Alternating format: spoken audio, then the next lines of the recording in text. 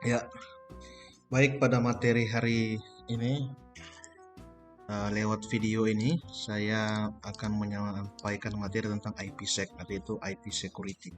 Jadi video pada materi hari ini akan saya buat satu pin absen dan nanti pinnya akan saya kirim di grup WA.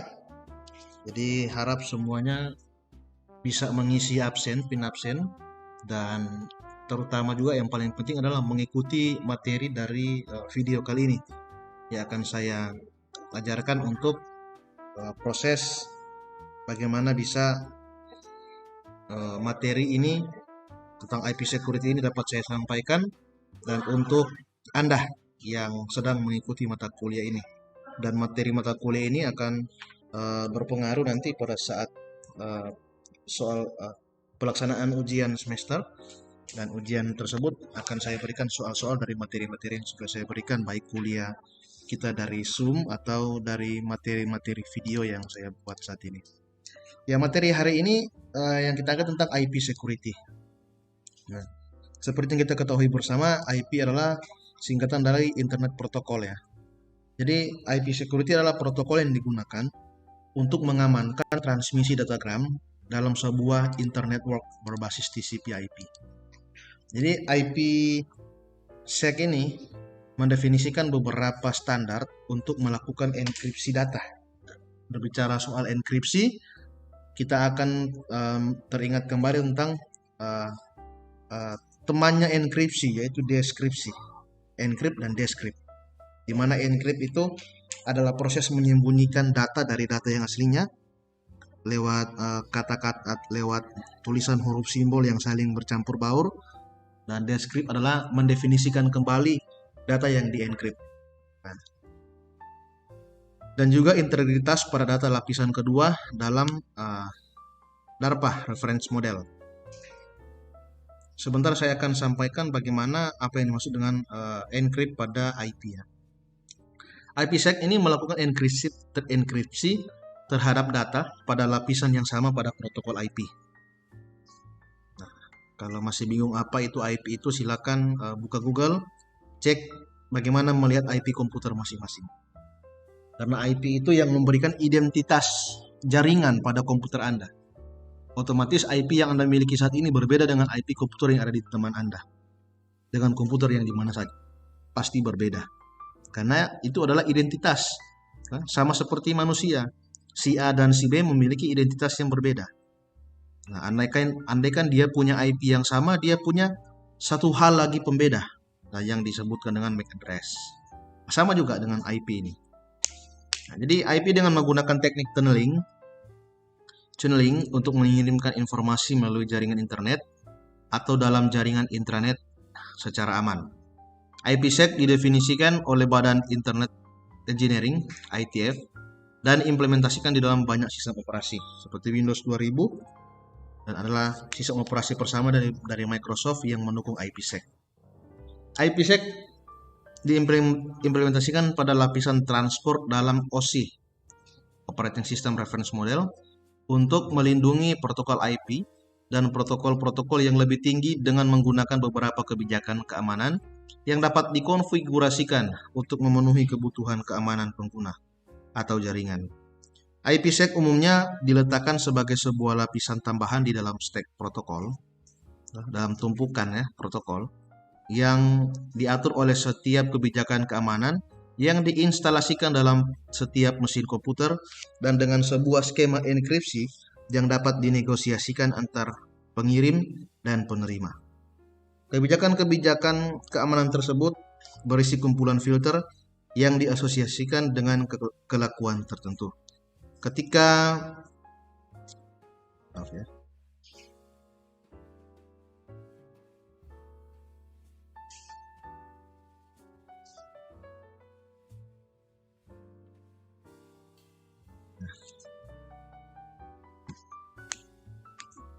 Ketika sebuah alamat IP, nomor TCP dan UDP atau protokol dari sebuah paket datagram IP cocok dengan filter tertentu, maka kelakuan yang dikaitkan dengannya akan diaplikasikan terhadap paket IP tersebut.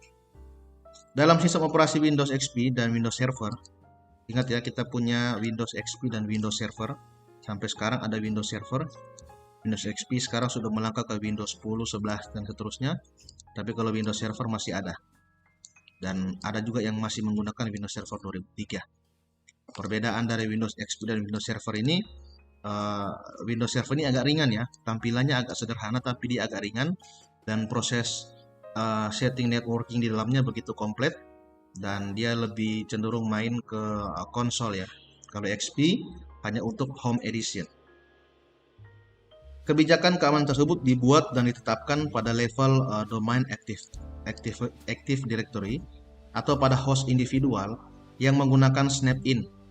IPsec Management dalam Microsoft Management Console.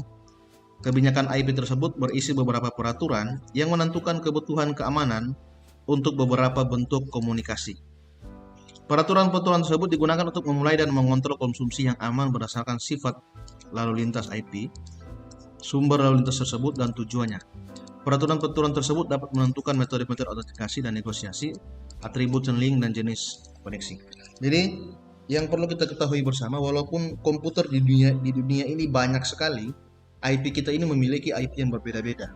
Dan ketika Anda mencoba melakukan tindakan meretas satu komputer dengan komputer yang lainnya, tetap dengan lalu lintas IP yang ada yang sudah diatur pada pusat jaringan di dunia, Anda bisa dilacak dimanapun Anda berada. Komputer Anda akan dilacak. Dan dengan mudah dan dengan cepat, Anda akan diketahui, oh, identitas yang melakukan peretasan adalah seperti ini. Nah, seperti di film-film yang sudah kalian pernah nonton, ketika ada orang yang melakukan peretasan pasti akan ditangkap, pasti diketahui, dideteksi. Ya seperti itulah lalu lintas data jaringan pada komputer kita di dunia ini.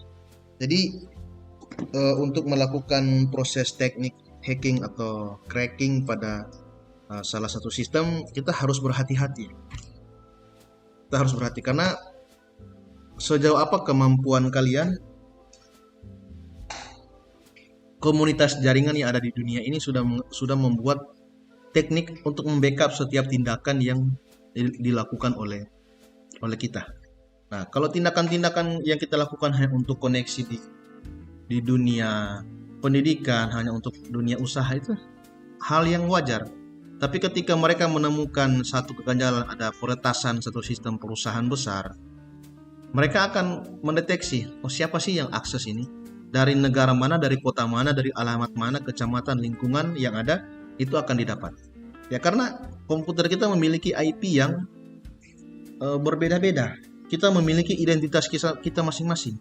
Bahkan isi dalam komputer Anda bisa mereka lacak lewat foto-foto. Oh, ini yang melakukan peretasan adalah orang dengan foto-foto ini, karena di dalam komputernya banyak dengan gambar-gambar ini. Nah, seperti itu. Itulah IP. Gampang dideteksi. Oke, kita lanjut ya. Untuk membuat sebuah sesi komunikasi yang aman antara dua komputer dengan menggunakan IPsec, maka dibutuhkan sebuah framework protokol yang disebut dengan ISAC MP atau Oakley. Framework tersebut mencakup beberapa algoritma kriptografi. Ini berbicara soal deskripsi lagi, enkripsi lagi, yang telah ditentukan sebelumnya. Dan juga dapat diperluas dengan menambahkan beberapa sistem kriptografi tambahan yang dibuat oleh pihak ketiga. Ini adalah fungsi enkripsi yang berlapis, menyembunyikan identitas yang berlapis. Selama proses negosiasi dilakukan, persetujuan akan tercapai dengan metode autentikasi dan keamanannya akan digunakan, dan protokol pun akan membuat sebuah kunci yang dapat digunakan bersama, yang nantinya digunakan sebagai kunci enkripsi data pada IPsec, mendukung dua buah sesi komunikasi yang keamanan sebagai berikut. Authentication Header EH yang menawarkan autentikasi pengguna dan perlindungan dari berbagai macam serangan. Saya sudah pernah menjelaskan pada pertemuan kedua bahwa orang yang bermaksud jahat bisa mencuri data Anda pada proses pengiriman data itu. Ya, saya sudah pernah menjelaskan itu dan silakan kalian ingat-ingat kembali. Kalau bingung ada di materi pertemuannya lo. kedua, ketiga, atau keempat kalau tidak salah. Yang kedua yaitu encapsulation, ESP. Protokol ini melakukan enkapsulasi secara enkripsi terhadap data penggunaan untuk meningkatkan kerahasiaan data dan dapat digunakan secara sendirian atau bersamaan dengan autentikasi hidup. Sama sepertinya EH, informasi mengenai ESP dimasukkan di dalam header paket IP yang dikirimkan. Ya, jadi inti dari materi hari ini adalah IP pada komputer kita itu sudah terdata. Bagaimana apa tindakan yang akan kita lakukan terekam secara langsung dan gampang dideteksi. Nah, ini terkait juga dengan materi etika profesi yang nantinya ada di mata kuliah program studi ini. Jadi mana ketika kita sudah menjadi seorang IT, menjadi orang yang profesional di bidang ilmu kita, ya kita diikat oleh aturan-aturan. Aturan-aturan itu yang akan mengarahkan tindakan kita, membuat tindakan kita menjadi terarah, teratur. Jadi demikian materi di saat ini, dan saya akan mengirim pin absen. Silakan kalian ikuti, dan ini merupakan materi yang saya kejar karena baru terdapat beberapa pertemuan yang terdata dalam sistem ICT. Terima kasih.